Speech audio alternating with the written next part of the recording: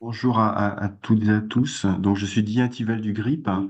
Alors, je co-anime normalement avec Rigas Arvaniti, je ne sais pas s'il est arrivé, cette session qui porte sur les marges de la globalisation à partir des recherches de trois collègues. Johan Mouton, qui est à Stellenbosch en Afrique du Sud, qui travaille sur la science en Afrique. Euh, Francis Veriza, qui est un géographe et historien malgache qui travaille sur la question, notamment la question de l'environnement dans le sud-ouest de l'île, et Timothée Naringue, qui est anthropologue et qui travaille sur la question de la dette au Brésil, enfin dans les favelas du Brésil. Alors, euh, on va peut-être commencer par vous, Johan Mouton. Johan Mouton, can you present yourself and present your own research on African production of knowledge? What is your opinion about that right now? Have you seen a progression? I think a paper you've made in 2008, you said that the production of knowledge was weakened by different factors, economical, geopolitical, and what is the situation now, according to your research? Thank you. Thank you, Didier. I trust you can hear me. Yes, yes. Thank you. So my understanding is that I have 15 minutes maximum. I'll try to be shorter. I don't have a presentation, but I have made notes. I will probably make 3 points, Didier and colleagues, and thank you again for the invitation. It's very nice to be part of this marathon idea. It is a new idea, and good luck with lasting the 24 hours, the people in Paris. I'll just confirm my speaking language. I see there's a thing that I have to click here. Well, I'm going to start, Didier and colleagues, with a critical comment on the title of this 1 hour session. It's interestingly phrased as globalization from the margins. And when I saw that for the first time, I thought to myself, am I actually speaking from a margin here in South Africa at the southern point of Africa? Because the concept of a margin presupposes a center at some point.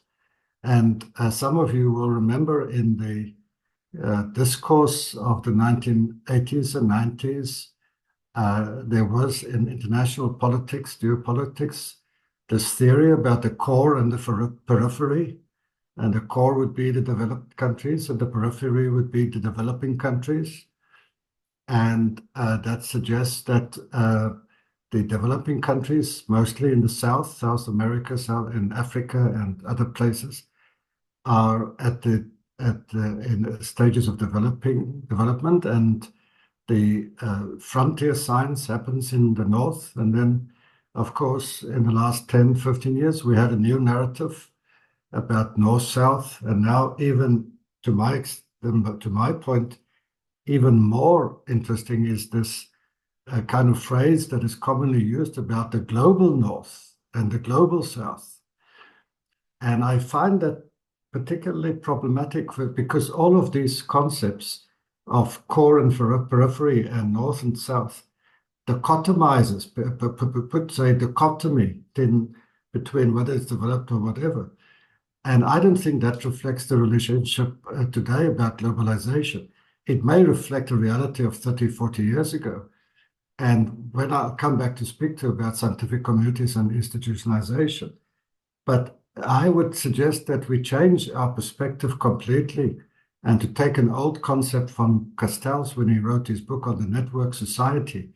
We live in a networked world where it's difficult to see. In some cases, I think the South is at the center of some advancement in science. And just to give you one other perspective, last year, in terms of publications in the world, China produced more publications than America, than USA. Now, does that put China in the center of scientific production and marginalizes the USA? You see? So it's all a matter of perspective. So first, my critical point is that I don't actually associate or identify being at the margins of anything. I'm part of various networks. And I think most scientific scientists in developing country and the developments are now connected in interesting new ways because of digitization, the internet, etc., etc. So that's my first point. Is I think we need to change this narrative.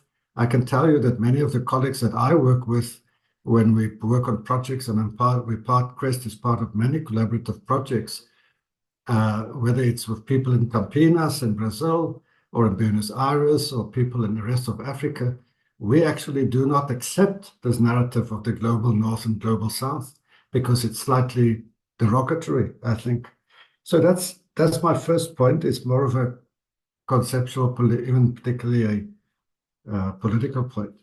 But secondly, yeah, you referred to a paper that I wrote in 2008, and I did reflect on what happened in the last 25 years because my center has been involved very much in collaboration with my French friends at IRD in the 1900s, 2000, with Roland Vast and Jacques Gallard, and then later with Rigas.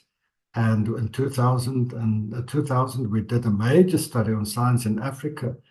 And it was in that context, this is now maybe about 25 years ago, that I made this proposal that when you look at scientific communities in Africa, and we studied about 15, 16 African countries, and Africa, of course, is not a monolithic, homogeneous continent.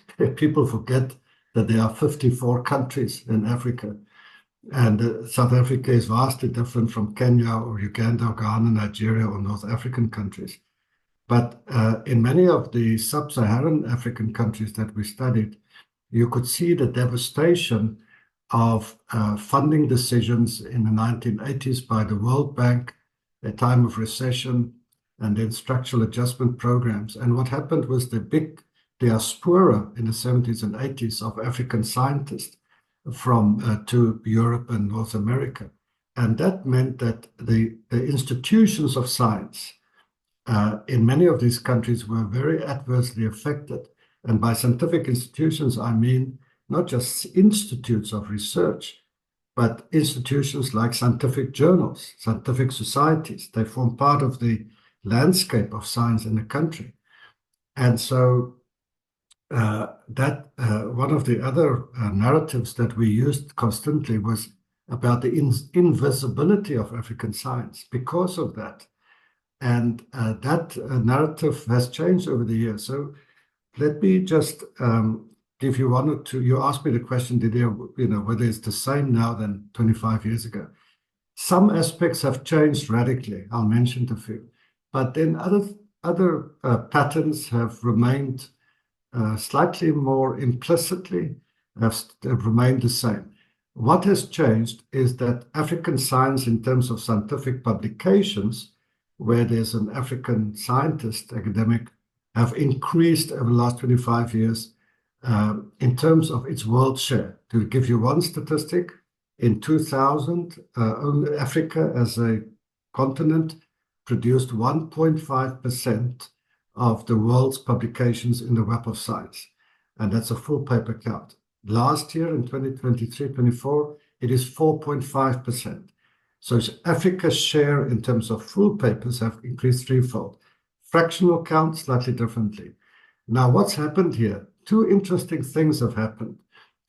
And the one is the not so good one, and the other one is the good one. So there's always a tension between positive and negative. The reason why we see more African publications in the Web of Science and Scopus and Dimensions data is both the factor that African scientists are publishing more with colleagues from northern countries or America. But you must remember that what happens in the field of scholarly publishing and what's happened over the last 20 years is this relentless competition between Elsevier, who published Scopus, and Clarivate, formerly Thomson Reuters, who published Web of Science. So these two big citation databases compete for publications, and the commercialization of publishing is driving the publication behavior of scientists all over the world, of course, not just in Africa. But so what's happened is interesting because both the Web of Science and Scopus came on board in 2004, have increased the number of journals that they indexed. So we have been tracking in the Web of Science, and now you see many more journals from Africa being indexed in the Web of Science. So African scholars who used to publish in African journals, hosted in African countries, they are now more visible because their journals are indexed by the Web of Science. So that's a good thing, you can say. But the reason why Web of Science is doing this is not because of some utilitarian notion, let's make African science. It is because they want to have more publishers that they can get into their stable in competing with Elsevier. And Elsevier is doing the same thing.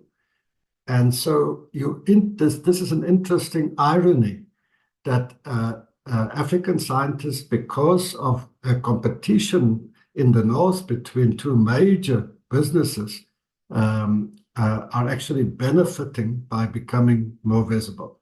Now, the more positive thing is related not to by publishing, but funding flows. And we've just done a major study on STI, Science, Technology, Innovation, funding flows to Africa over the last 20 years. And what we have seen is the increase in funding for Africa, but you have to look very closely at what are the deeper trends there. So first of all, Africa now gets on average about $800 million US dollars in funding from the big funders.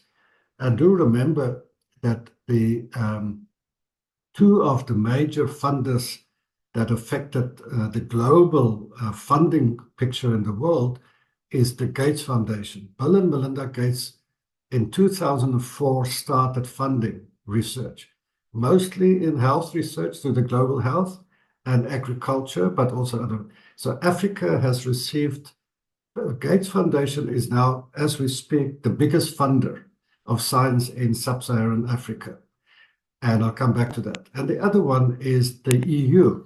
So the European Union, even under the sixth framework and the seventh framework, started funding what they called third partner funders in Africa, and under Horizon Europe.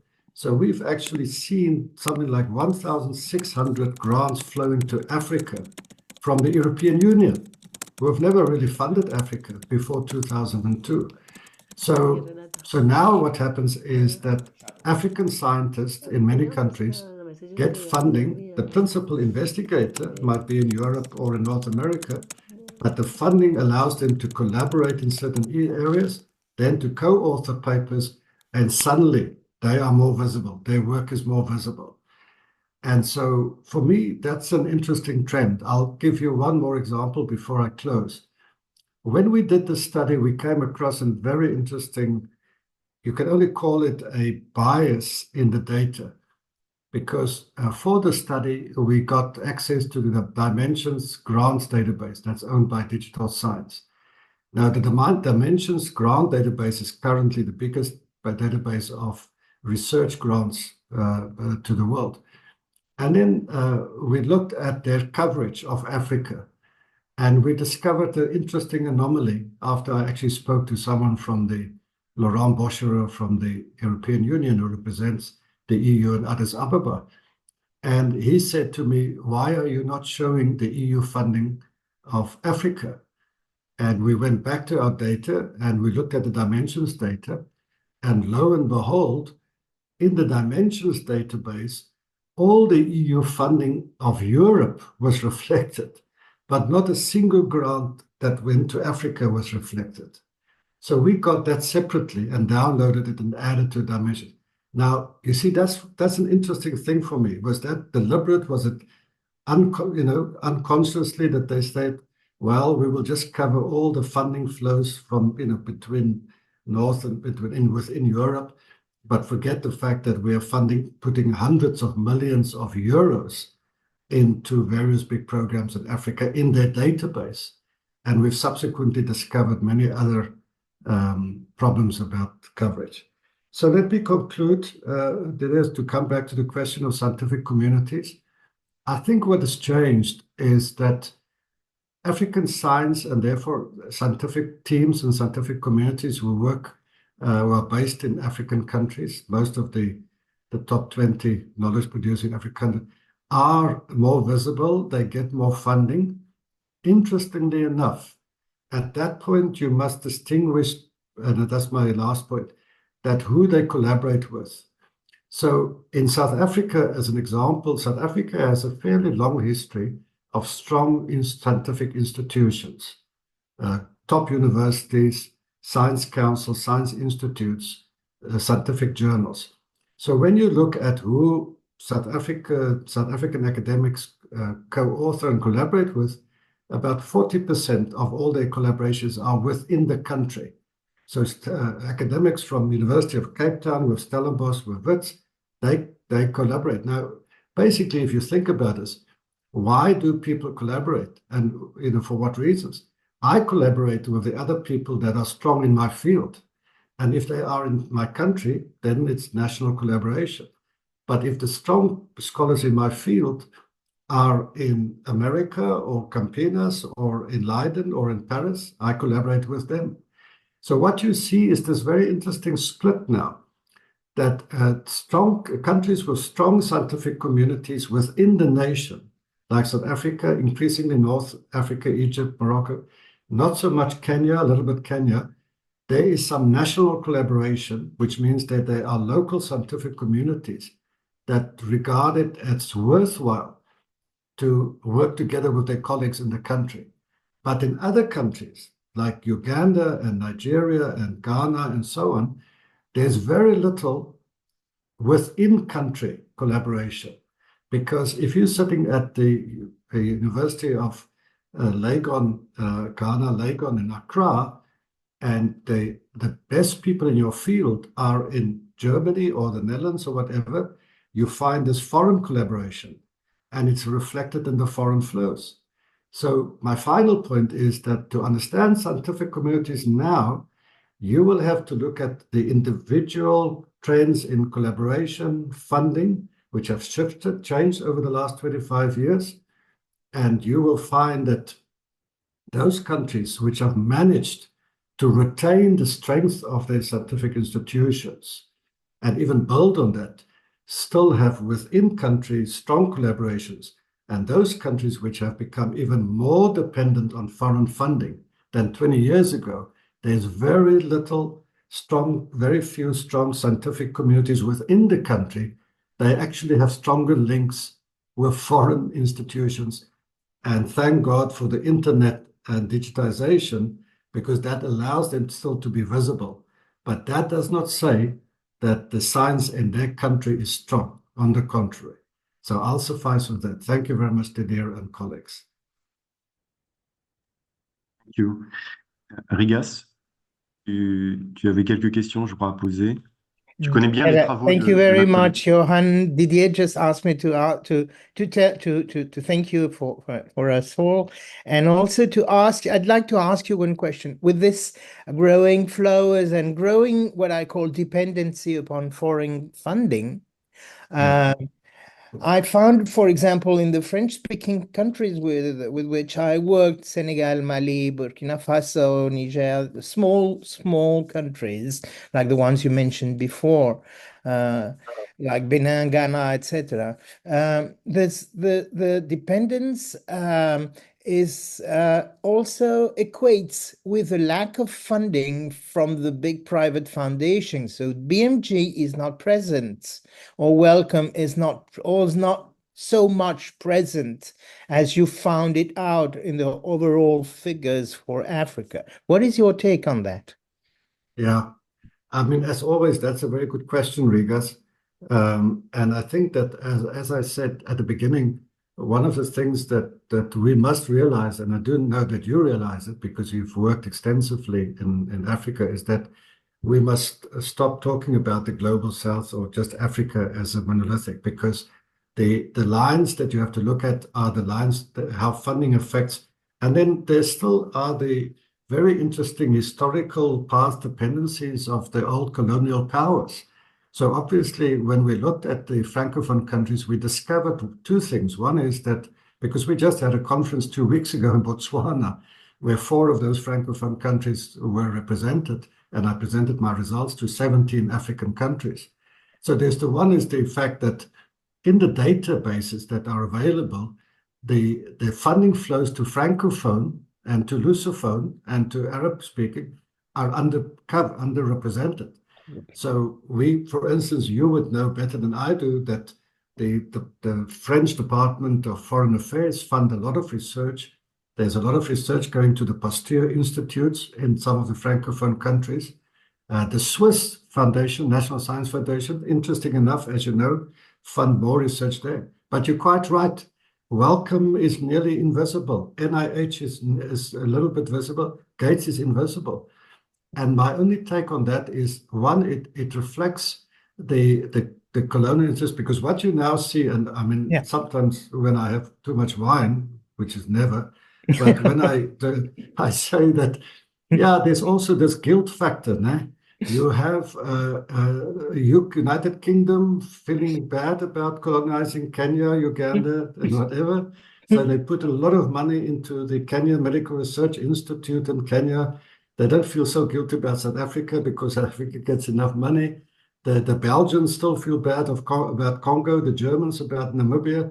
So now what you find is the alignment between the colonial powers and who they fund. Swedish CEDA is interesting because they didn't really colonize anywhere, but they have this bilateral thing where they strengthen Addis Ababa University, Edward Mondlane in Mozambique, and I think Dar es Salaam now. But you're quite right. That's the one thing. And the other thing is the thing that you and I have talked about. What is Gates funding? What is NIH funding? 70% of the funding is for biomedical research, but it's for clinical trials in Africa. Exact. And testing. And what is it about? Tropical diseases. It Exact. started in the 80s with HIV/AIDS trials, and then moved on to funding malaria research, tropical diseases, sleeping sickness, then more recently COVID. So even the NIH, the National Institutes of Health, and Wellcome Trust, you can take a very cynical view. They're funding the research so that the people, the scientists in Africa, can run the clinical trials and make sure that those malaria, mosquitoes and the Ebola virus is stopped in Africa before it gets to America. To Europe. Yeah. Or to Europe. Yeah. So it's a very cynical view of this, but it explains, I think, a little bit of these interesting trends. That's why we keep on studying them. Thank you very much, Ismail Rafolz. In the first meeting of this 24 hours, was pointing out also the fact that funding for research does not correspond to the burden of the diseases, in particular in Africa. And we had also a similar point of view from other research. Thank you very much, Johan. I think this is contrary to what we thought. This is really globalizations from the margins. If you keep on referring to me as being at the margins, you do not get invited to Crest again next year, Rigas. Okay. Merci beaucoup. Donc, j'ai mis en danger mon invitation au Crest. Thank you. Yeah, it's my pleasure. Thank you very much. En tout cas, c'était passionnant et je pense qu'on est en plein dans le sujet finalement. Donc, je repasse la main à Didier qui est le grand maître de cette session. Merci à vous. Merci Rigas. Alors, on va écouter maintenant Francis Veriza qui est un chercheur à la fois géographe et historien. Donc, moi, comme je suis historien, évidemment, ça me parle beaucoup. De Madagascar et qui a travaillé notamment sur la question des aires protégées dans le sud-ouest malgache, notamment dans le pays Vèze. Et c'est un chercheur qui, dans sa thèse, qui a été soutenue il y a quelques années, a une position assez forte en termes de recherche, hein, ce que la recherche doit faire par rapport à des communautés qui sont un petit peu abandonnées par l'État, sont un peu, je vais être méchant, mais soumises quasiment aux lois des ONG et de normes qui leur tombent au-dessus de la tête. Et disons que Francis Veriza, dans sa thèse, hein, qui est très documentée, une thèse de géographie avec des parties en histoire qui était soutenue, enfin c'est une thèse en co-tutelle entre Madagascar et la France, a des arguments assez forts. Alors je ne sais pas s'il m'entend parce que son écran et son micro sont fermés. Oui, voilà. Alors on ne vous entend pas.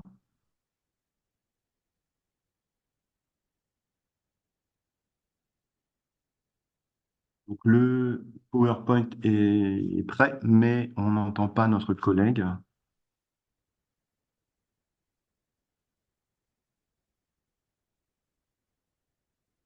En fait, il faudrait que vous allumiez votre micro parce qu'il est toujours éteint. Là, Voilà. ça va. Oui, Voilà, là. parfait. Bonjour et Me- me- bienvenue. Merci beaucoup Didier.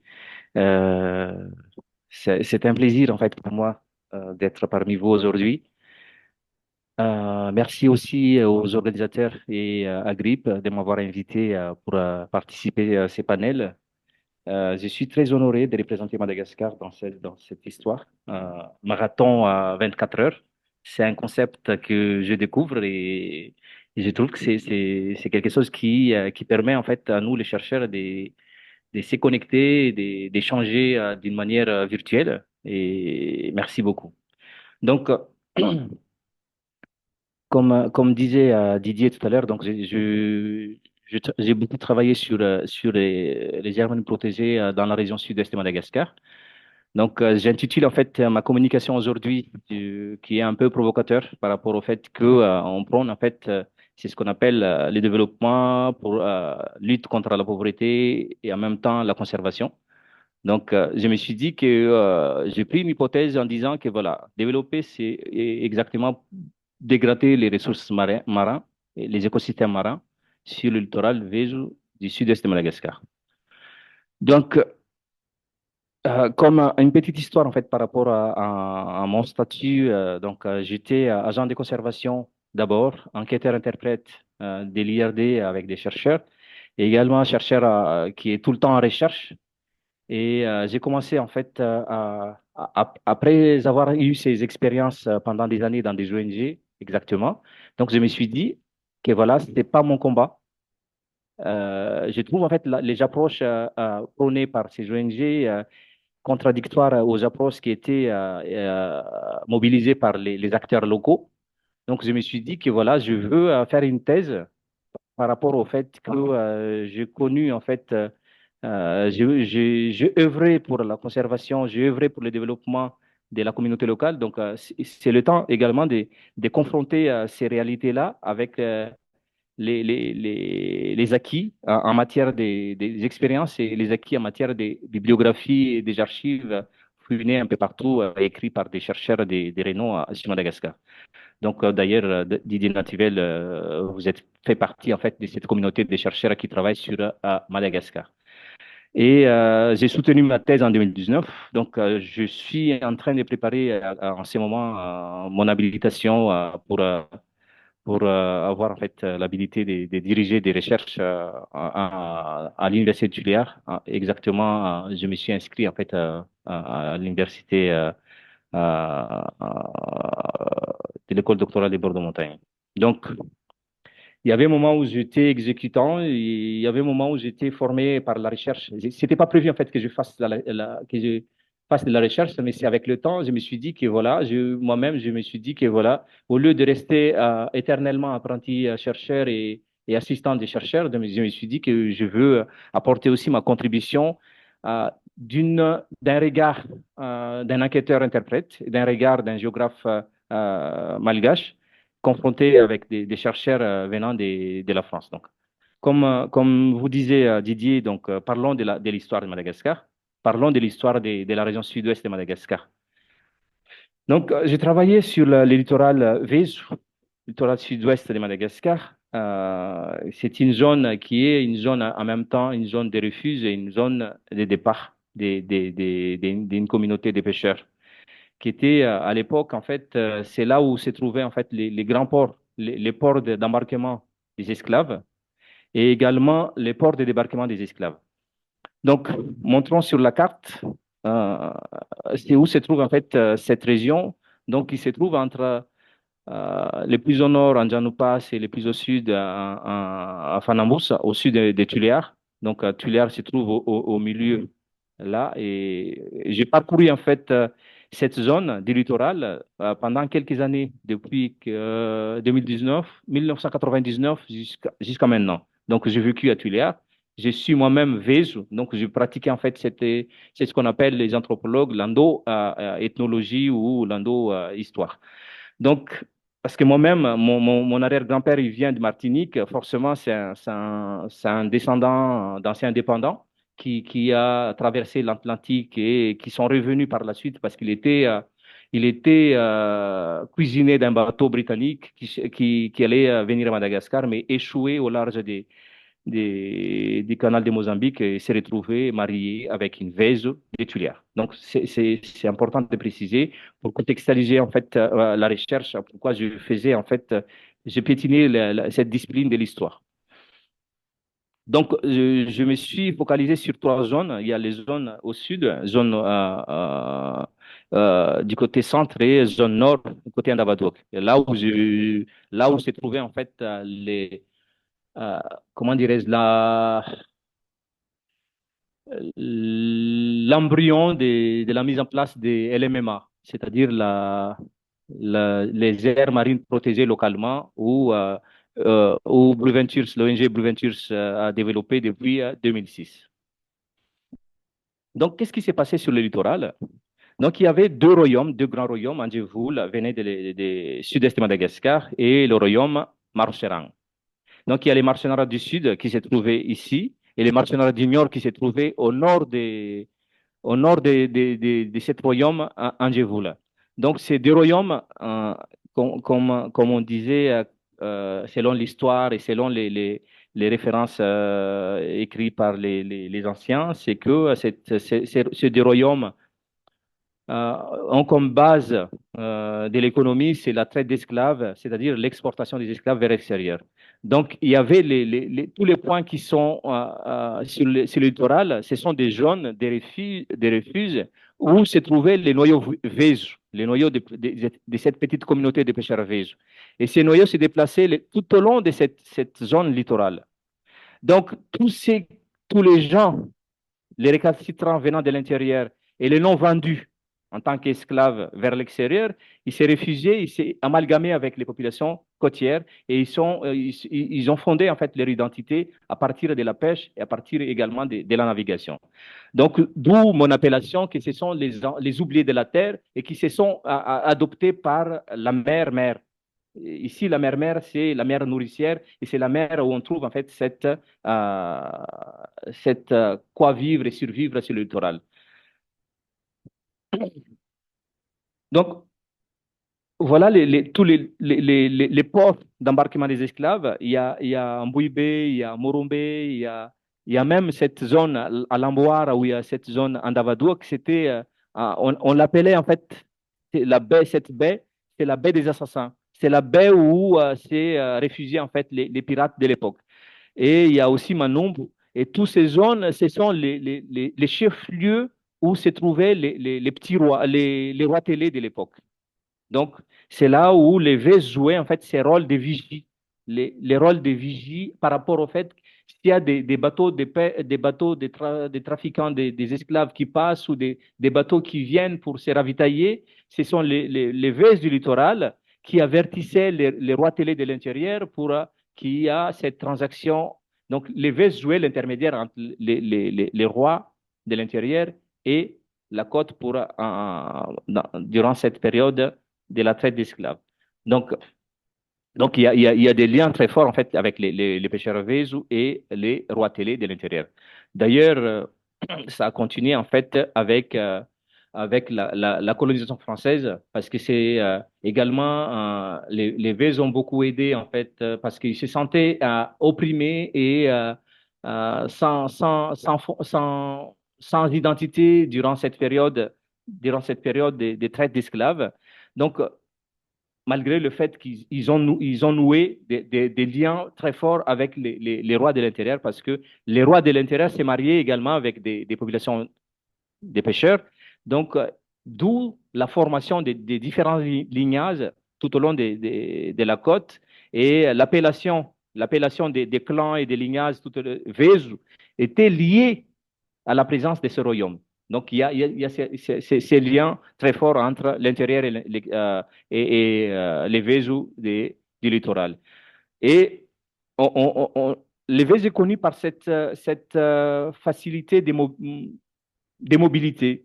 Ils migrent, ils sont reconnus en fait par le fait que ce sont des nomades de la mer et qui se déplacent au fur et à mesure le long de la côte, du sud au nord et du nord au sud. Et, mais ils ont gardé quand même Tuléar et Anantsoun ou Saint-Augustin comme lieu capital socio-politique et économique. D'où où se trouvent en fait les cimetières et les Hazumanga. Les Hazumanga ici, c'est les poteaux rituels où se trouvaient les chefs, les grands chefs du lignage. Mais tout le monde a dit que cette identité, cette particularité des mobilités, des nomadismes a été liée à la recherche des proies, à la recherche des sites de pêche. Mais avec le temps, je me suis dit, après avoir fouiné en fait dans des archives et dans des biblios, je me suis rendu compte que ces pêcheurs-là, ils se déplaçaient à cause de l'insécurité. L'insécurité liée surtout à la traite des esclaves, pour ne pas être surpris et exportés par la suite, parce qu'il y avait cette râpe des individus pour aller exporter à l'extérieur. Donc, ils se déplaçaient à partir du moment où ils se sentaient en danger. Donc, et c'était lié aussi à la voile. J'ai travaillé avec des chercheurs de l'IRD, des chercheurs français qui travaillaient dans cette zone. Donc, on a fait la traduction de cette voile. Et cette voile, on l'appelle l'ail en malgache. On l'appelle l'ail en langue vézu. Mais ses collègues, il a tellement insisté en disant que, voilà, Francis, est-ce que tu peux traduire ces l'ail littéralement? Et la traduction littérale de ces lailles, après avoir réfléchi, c'est la fuite. L'ail veut dire la fuite. L'ail, la voile, ça permet en fait à la pirogue de s'enfuir, ça permet aux gens en fait de fuir. Et cette identité, ça est gravé actuellement avec cette communauté de pêcheurs du littoral. À partir du moment où les pêcheurs, cette communauté rencontre un problème, ils prennent leur pirogue et leur voile, ils migrent vers le large pour se sentir en sécurité. La mer, c'est leur zone de liberté. Donc, d'où cette constitution en fait de cette division arbitraire par rapport à la mise en place des différents groupes ethniques à Madagascar, que j'appelle pas groupe ethnique, mais c'est plutôt groupe socioculturel à Madagascar, qui varie en fait d'une période à l'autre. Si on prend en fait l'autre carte de 1750, voilà qu'est-ce qui s'est passé à Madagascar, d'après Grand Didier,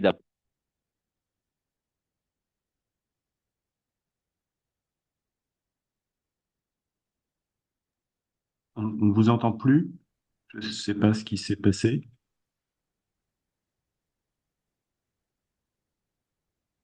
Euh, S'il y a un problème avec votre micro, parce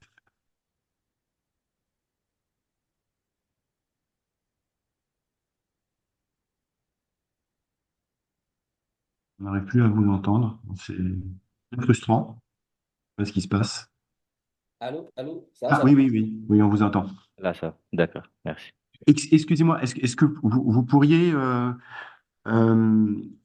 comment dire, aller un petit peu plus vite parce qu'on a un autre collègue qui doit parler et on aimerait également vous poser quelques questions. Désolé de vous D'accord, bousculer un peu, d'accord. mais parce que là, voilà, il nous reste pas beaucoup de temps en fait. Donc, je vais aller un peu plus vite, malgré le Merci. fait que j'ai encore beaucoup de choses à dire. Mais donc, je me suis dit que voilà, il y a les religions qui étaient utilisées d'abord, les Azumanga. Cet Azumanga, c'est les poteaux rituels qui étaient amenés par les rois télé pour dominer, assujettir en fait les locaux.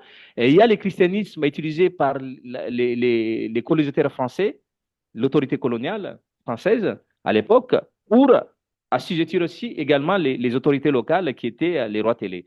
Donc, on a actuellement cet fameux développement et conservation qui essaye en fait, qu'on parle aujourd'hui de vulgariser, d'évangéliser même le développement et la conservation sur les, à Madagascar et en particulier sur le littoral sud-est de Madagascar.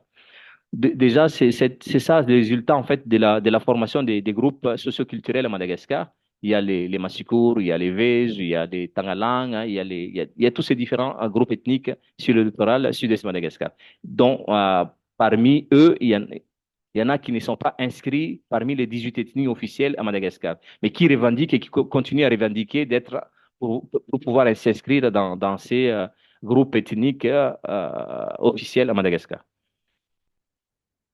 Donc, pourquoi je voulais parler de l'environnement? Je voulais parler de l'environnement parce qu'il y avait cette fameux développement durable, cette fameuse mise en place, multiplication de la superficie des aires protégées à Madagascar et dans le monde d'ailleurs. Donc, on a passé de 1990 à 49 aires protégées à 128 aires protégées en 2022. Donc, on a continué à mettre en place des aires marines protégées à partir des années 2000, depuis les années 2000. Et tout ça, en fait, c'est que avec la manipulation et la participation illusoire des communautés locales, tout en gardant, en fait. Donc, il y a des questions, en fait, que j'ai posées. Comment concilier développement et préservation de l'environnement avec une population qui dépend fortement de ces ressources maritimes?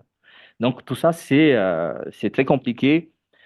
Rappel historique, encore une fois, c'est qu'en 1960, Madagascar avait à peu près 6 millions d'habitants, 5 millions d'habitants, et avec un taux d'analphabétisation taux d'escolarisation très, très bas. Donc, on a déjà parlé de la pauvreté à cette période. Et cette pauvreté, avec cette population de 6 millions, on en parle encore aujourd'hui. Et encore plus, en fait, parce que à cette période-là, on voulait éduquer et apporter également des compétences à la population malgache, et en particulier aux pêcheurs riches, en développant, en fait, des activités de pêcheurs.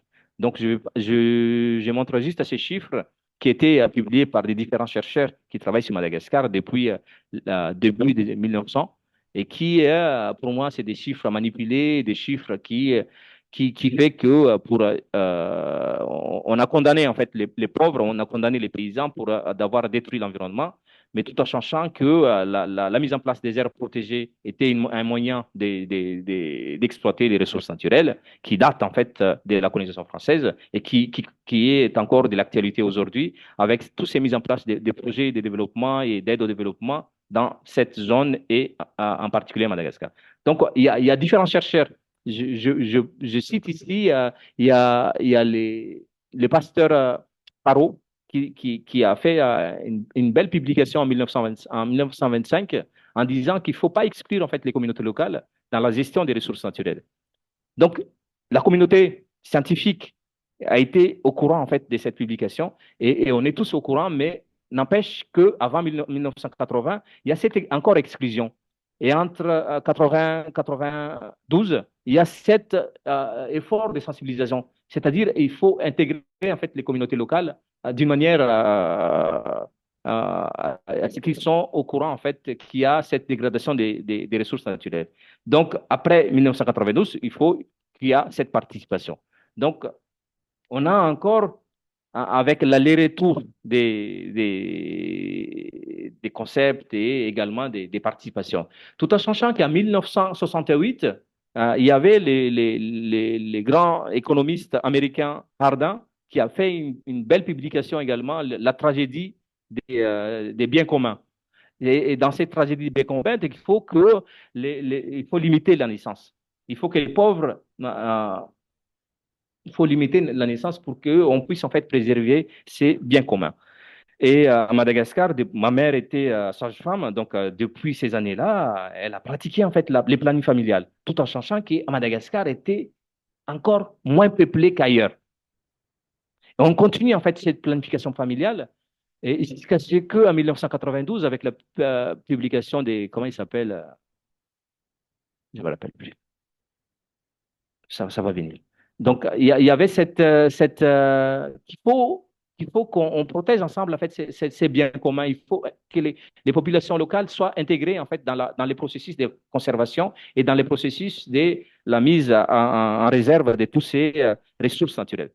Donc, au début des années 80, là où on parlait tout à l'heure, il y avait ce développement de la collecte, développement de la collecte des produits halieutiques sur le littoral.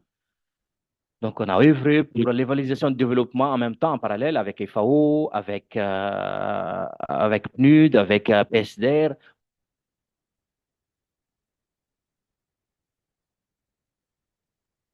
Votre micro, de nouveau, ne marche plus. Je vous entends plus.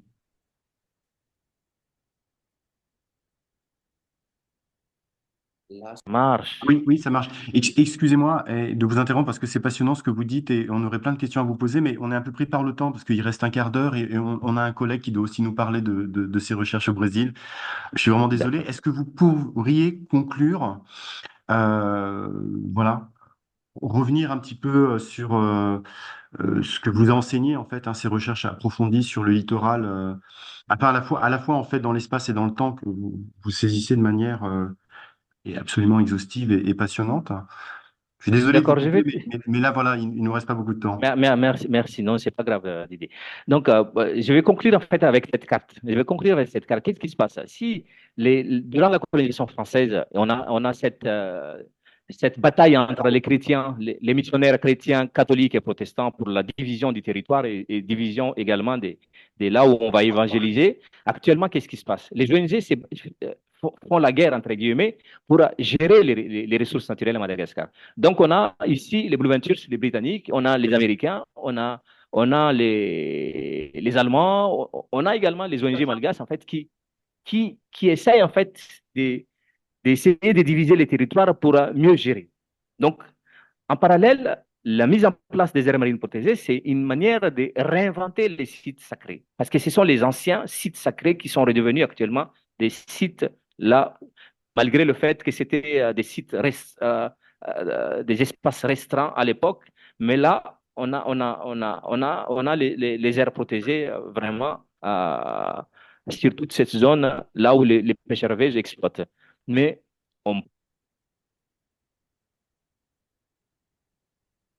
Le micro ne marche pas. Il y a des soucis, hein. Comment on Oui, fait, oui, ça va. comment on fait pour sortir en fait de ces cercles vicieux? C'est justement d'apporter encore plus en fait renforcer l'éducation et appuyer les universitaires pour approfondir les recherches et voilà. Merci beaucoup Merci Didier. beaucoup. Puis c'est une illustration en fait, hein, de comment on utilise la science aussi, hein, pour défendre un territoire, pour défendre des habitants. Donc merci beaucoup pour cette démonstration. Et désolé de vous Merci, avoir merci. coupé. Alors, on va Bonsoir, passer merci. maintenant à la dernière présentation qui est celle de Timothée Naringue, donc, qui a soutenu une thèse d'anthropologie à l'université Paris-Cité, au laboratoire CESMA, sur la question de la dette au Brésil, notamment dans les favelas d'une ville industrielle, Vitória. Donc, je laisse la parole à mon collègue Timothée Naringue pour sa présentation. Je m'excuse, hein, du temps un petit peu raccourci. Qui fera que voilà, il reste pas énormément de temps, mais effectivement, tu as mené une recherche assez passionnante. Et d'ailleurs, le lien entre vous deux, hein, entre précédent intervenant et toi, c'est Graeber, hein, puisque Graeber, c'est un anthropologue de Madagascar. Il a écrit beaucoup sur la dette et tu discutes Graeber justement en partie enfin, au début de ta thèse. Voilà, je te donne la parole. Bonjour à tout le monde. Bonjour Didier. Est-ce que juste vous m'entendez bien? Oui, oui, oui, C'est oui, on bon. t'entend. Bon, merci pour l'invitation, merci pour les deux magnifiques présentations et aussi cette transition que tu as faite, Didier. Et je reconnais, et c'est un plaisir de discuter avec des historiens que je ne suis pas, mais c'est vrai que il y a cette transition avec la présentation de Francis à la fois sur Greber et puis il y a cette transition sur l'histoire esclavagiste et les favelas elles-mêmes présentent des traces de l'histoire esclavagiste, en l'occurrence moi à Vitoria, donc qui est une ville qui a 520 kilomètres au nord de Rio. Un certain nombre de personnes qui ont formé ces favelas viennent de communautés quilombola du nord de l'Espírito Santo et du sud de Bahia. Je crois que nos deux présentations, elles sont très connectées. Moi, je vais faire une présentation assez courte, peut-être assez globale, en essayant de répondre à cette question hein, de qu'est-ce qui a changé en 25 ans. Moi, vraiment, s'il y a un élément qui a changé profondément dans l'histoire de ces favelas, dans leur histoire récente, c'est que la politique de crédit pour les pauvres, qui a été lancée en 2003 par la gauche brésilienne, elle a étendu les frontières du capitalisme financiarisé, c'est-à-dire du capitalisme qui repose sur des taux d'intérêt très élevés. Elle a étendu cette frontière-là aux favelas, aux marges urbaines, bon, et aussi aux campagnes reculées, mais je ne travaille pas vraiment dessus. Donc, ce qui a changé vraiment dans le quotidien des gens, des habitants de ces territoires, c'est que des prêts de grandes banques espagnoles comme Santander, des cartes de magasins comme Carrefour, des cartes de paiement Mastercard, et puis plus récemment, en fait, des services de paiement mobile comme Revolut ou comme Pix, tous ces instruments-là font désormais partie intégrante du quotidien des gens de personnes qui, en fait, dans les années 90, avaient souvent éprouvé l'humiliation, la frustration de passer une après-midi à attendre l'approbation d'un crédit au fond d'un magasin pour leur voir finalement ce crédit refusé. Ce crédit a été source de dignité, de progrès matériel, surtout dans les années 2000, mais à long terme, il a surtout provoqué un surendettement assez chronique des familles, même si cela prend des dimensions, des formes, des degrés très différents. Donc un peu en résumé, ce qui a changé, c'est que désormais, les familles populaires se reproduisent comme des collectifs endettés auprès des institutions financières et commerciales et que aux pratiques d'endettement qu'on avait, on va dire de courte distance, au sein de la favela, au sein de la maison, au sein du même pâté de maison, ces pratiques-là, elles ont été redoublées de pratiques d'endettement, on va dire, de longue distance avec des banques étrangères, européennes, américaines. Désormais, les gens restent au même endroit, mais un tas d'objets électrodomestiques, de télécommunications sont entrés dans les maisons et font partie de cet univers quotidien. En même temps, les gens restent au même endroit, ces objets rentrent dans leur maison et ces objets qui portent des dettes, les dettes, elles, par contre, elles voyagent d'une banque à l'autre, d'un continent à l'autre, au gré des regroupements, des refinancements, des restructurations de portefeuille. Ce qui a été très bien montré par un certain nombre d'approches de financiarisation par le bas, donc qui communiquent aussi avec l'autre panel qui a eu lieu un peu plus tôt dans la journée ou dans la nuit. Donc, 25 ans après, lorsqu'on est de classe populaire au Brésil, on travaille moins pour gagner sa vie que pour payer ses dettes. C'est-à-dire qu'au Brésil, vivre et survivre à crédit, ça a pour effet de travailler pour les intérêts de la dette et des créanciers.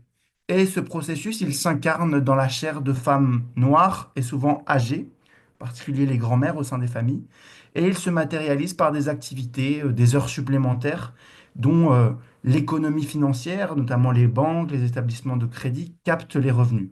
Donc, travailler pour la dette, ça vient finalement consolider le pouvoir des créanciers, à commencer par les actionnaires des 5 banques au Brésil qui contrôlent 80% du marché, les supermarchés, les grandes enseignes, mais aussi les réseaux de crédit mafieux, comme le réseau de crédit, on va dire, colombien, entre guillemets, qui est un réseau issu du réinvestissement de l'argent de la cocaïne dans 15 pays d'Amérique latine.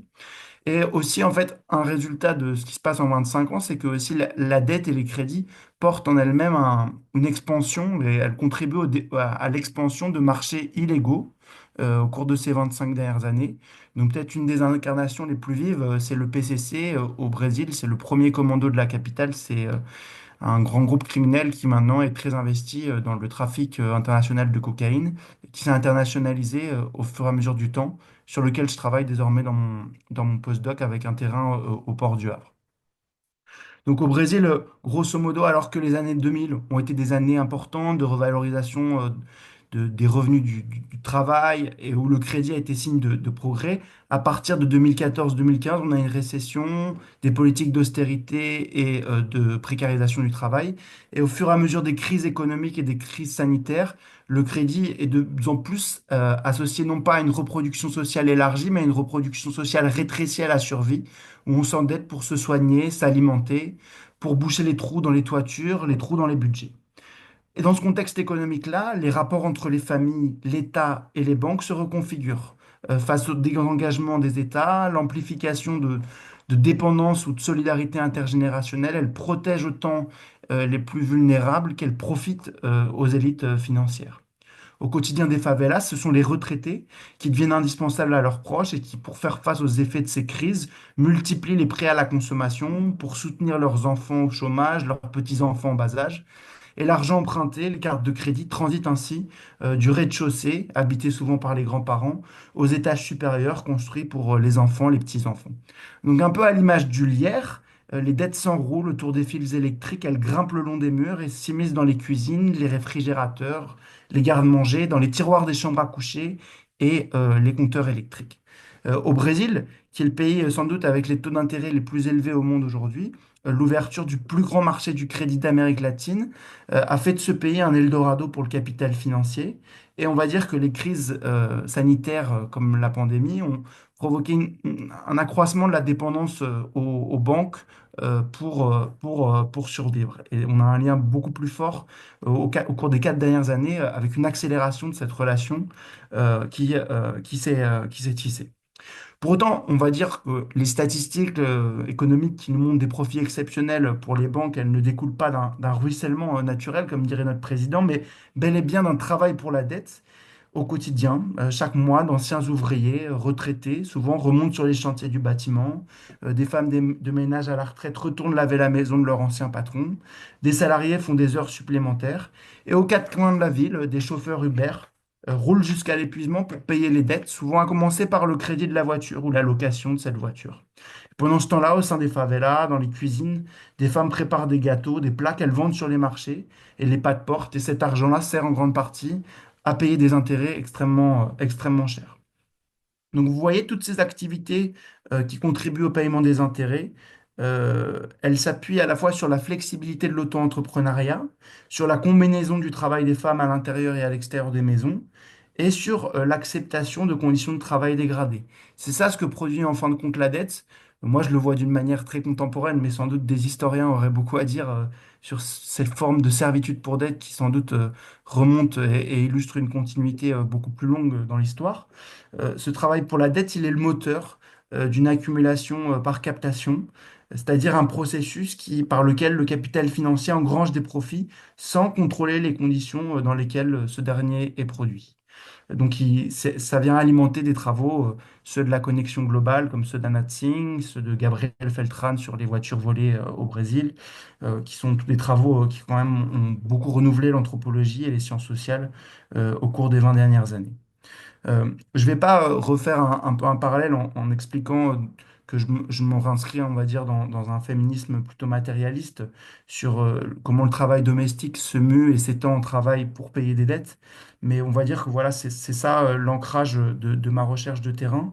Et c'est cette littérature à laquelle je contribue en montrant qu'au-delà des relations de génération et de classe qui s'imbriquent, il y a des relations intergénérationnelles et qui sont de plus en plus prégnantes. Et elles sont prégnantes au Brésil de manière à la fois, elles sont ancrées dans la parenté et elles sont prégnantes dans les relations économiques, financières.